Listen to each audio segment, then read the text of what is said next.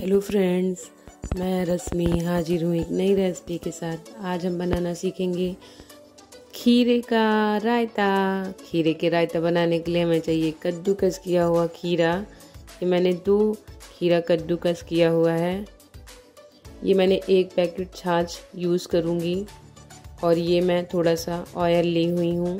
ये 2 बारीक कटी हुई मिर्ची, ये 1 छोटा सा कटा हुआ टमाटर, ये जीरा और ये भुना हुआ जीरा जो मैंने पीस लिया है।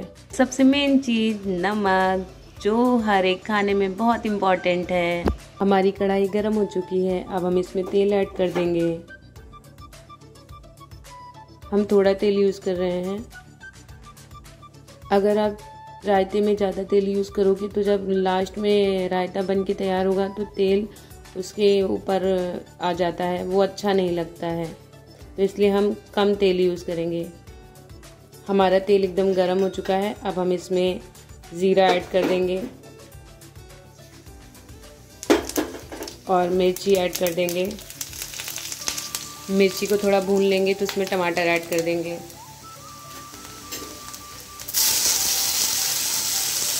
टमाटर को भी थोड़ा भून लेंगे। हमारा टमाटर भुन गया है। अब हम इसमें खीरा, कद्दूकस का हुआ खीरा यूज़ कर लेंगे। कद्दूकस किया गया हुआ खीरा ऐड कर दिया है।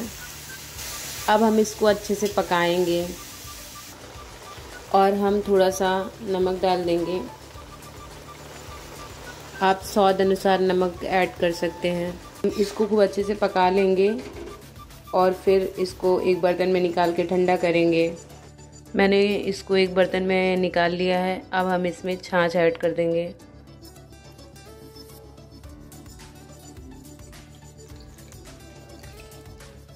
अब हम इसको अच्छे से भुना हुआ जीरा लेंगे और कुछ इस तरीके से ऐड कर देंगे।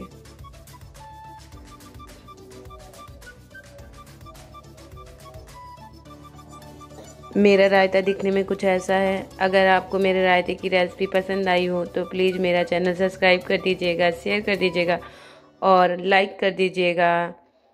ये आपको बहुत टेस्टी लगेगा, आप ट्राई ज़रूर कीजिएगा। Thank you.